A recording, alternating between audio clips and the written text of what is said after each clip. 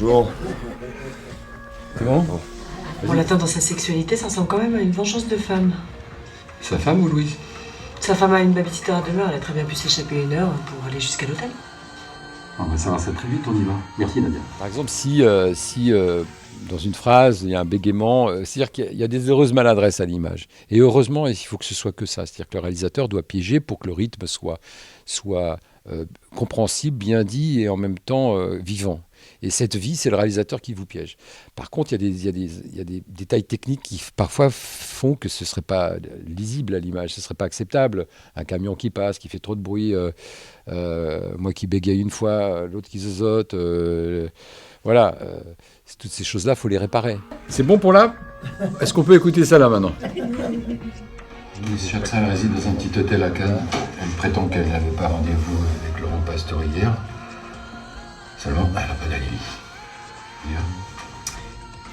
Alors, vous avez fait exprès de faire la boucle Louise Chapsal parce qu'on est filmé. Louise Chapsal. Je pense que Louise Chapsal. Pourquoi vous êtes revenu? Je suis revenue pour lui.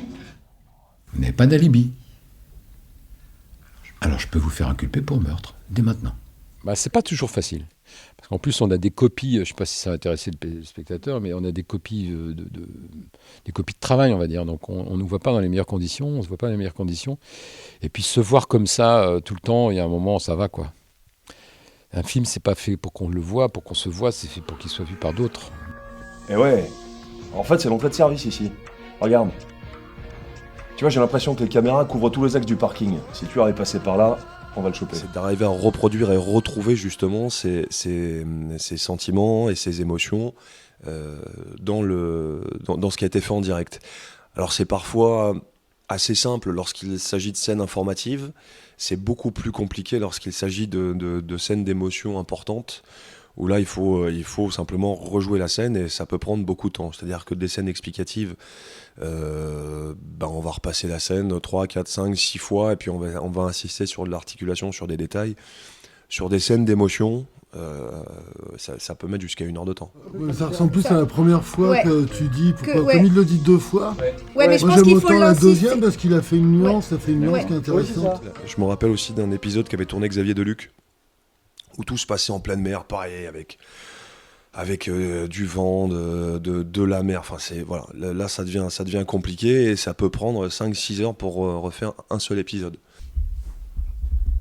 Très bien, super. Et son père, on fait quoi? On rassemble sur une semaine l'ensemble des protagonistes des films à post-synchroniser. En général, c'est 2 épisodes qui sont étalés sur une semaine. Donc il y a à la fois les personnages récurrents, mais il y a aussi tous les guests qui viennent pour parfois refaire leur doublage aussi. Qu'est-ce qu'elles ont les meufs avec moi aujourd'hui?